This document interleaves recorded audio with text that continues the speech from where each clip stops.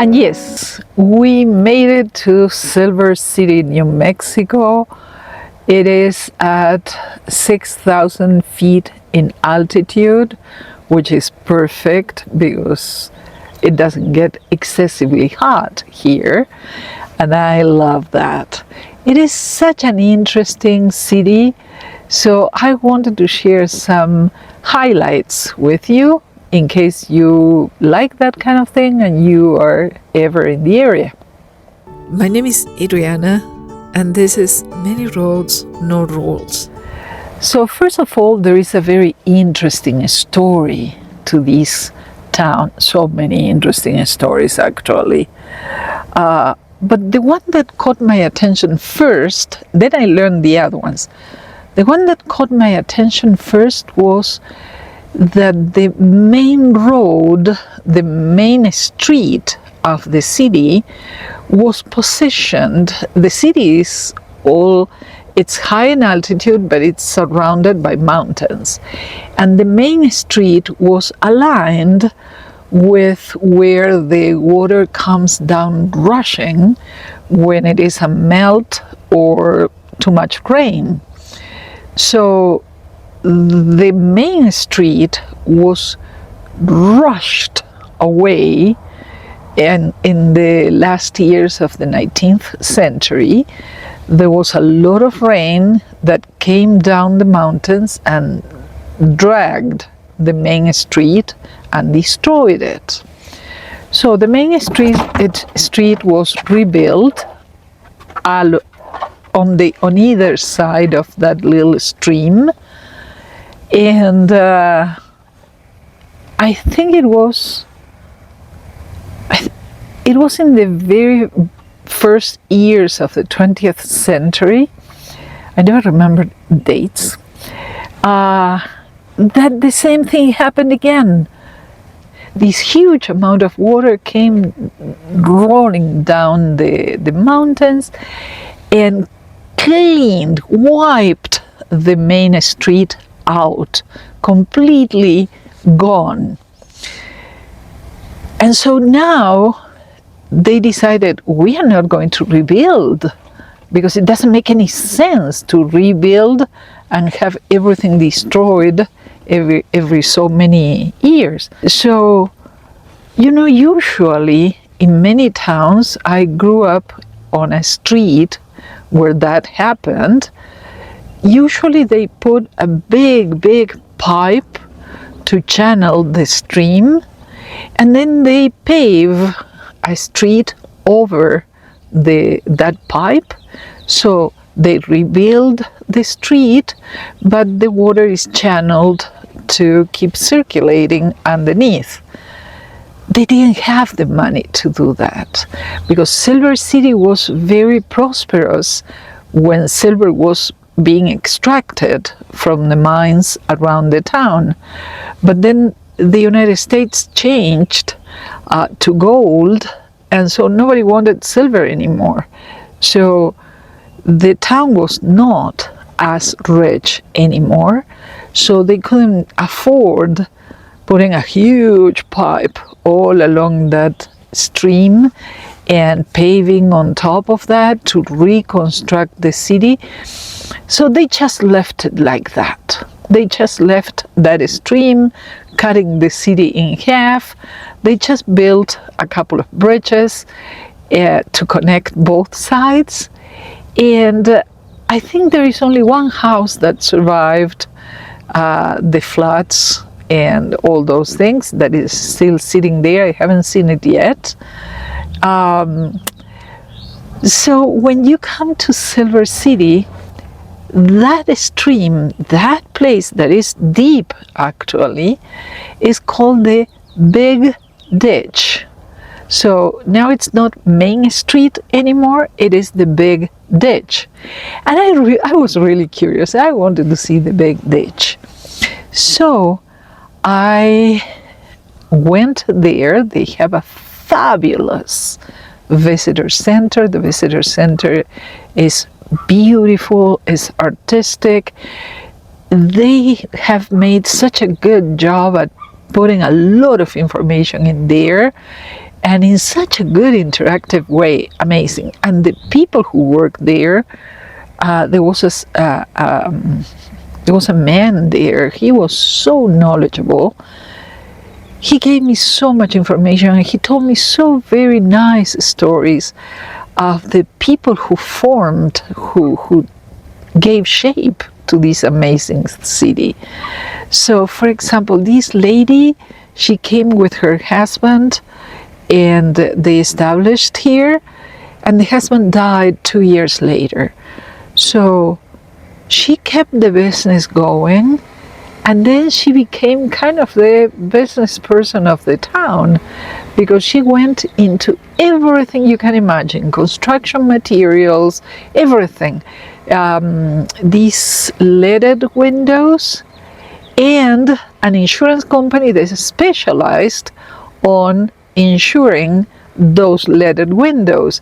So even pianos, she was in lots of many different businesses. Successfully, she ran the city with all these many businesses that were her specialty, and she was excellent at doing that. Then Miss Melly, or Madame Melly, she was a sex worker that ended up owning 4 brothels here in the city, and 1 in Wyoming and someplace else.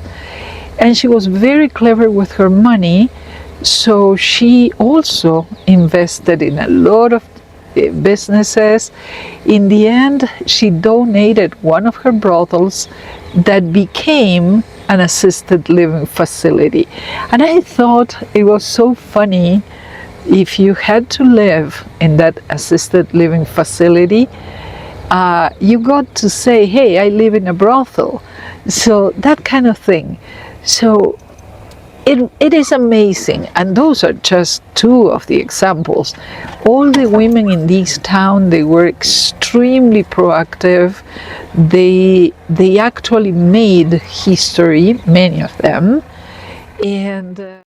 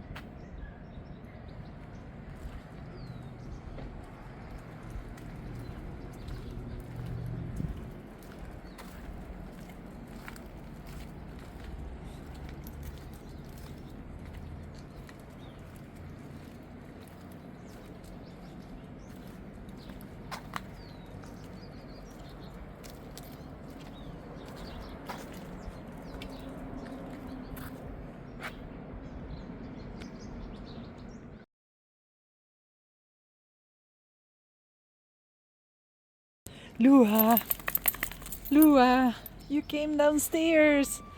You conquered your fear. Look at the beautiful park we got to. So nice, Lua, so nice. Look at the water down there. Fantastic. Come on.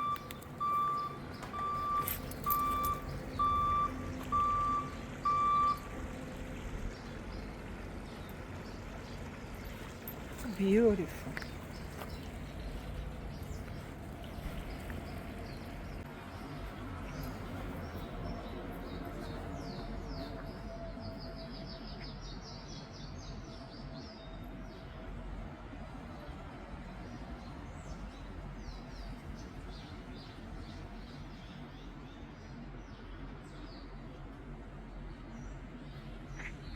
So this used to be Main Street.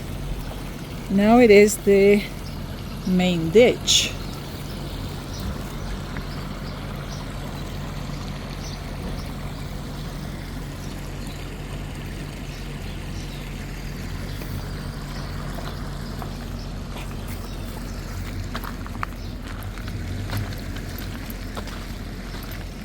Now we have to go up, Lua. Now we have to go up. Muy bien, Lua. Vamos arriba. Para, Lua.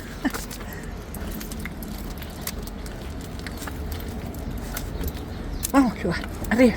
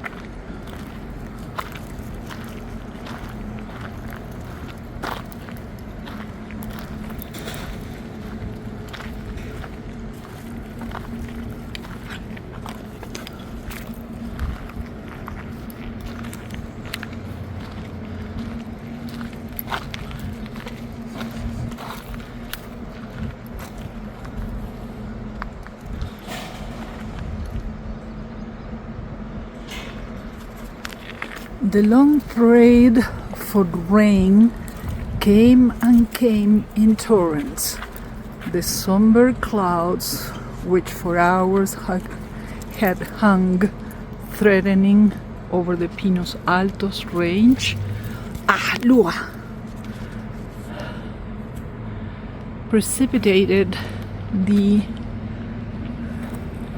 air pent up gloom upon the steep hillside, which gathered the waters into a compact volume, from which place it swept down the narrow gorge with terrific force upon the town of Silver City.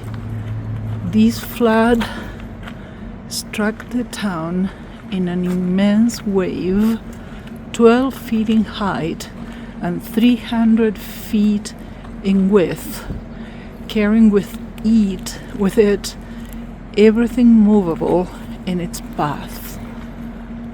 The former main street had, by 1907, acquired a new nickname, the Big Ditch. The floods forever altered the face of downtown Silver City. The Big Ditch now literally splits the town.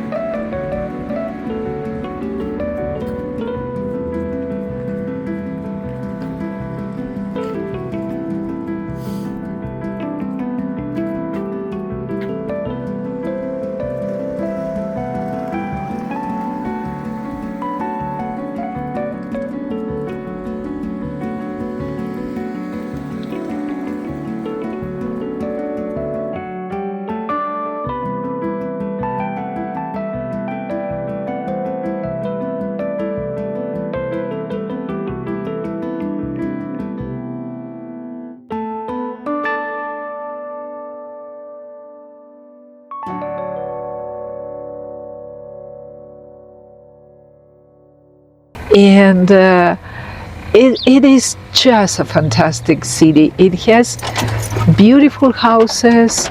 Not beautiful in the sense of big mansions, but beautiful artistic houses. They have a huge university, so you do have the atmosphere of a university town, and everything here in this city is extremely creative. So thank you for being here. I hope you enjoyed learning a little bit about this not so much very well known city. If you did like it, please give me a thumbs up, subscribe to the channel, and come back for more, because there are a lot of other things we need to talk about. Thank you very much for being here. Have a beautiful day. Bye.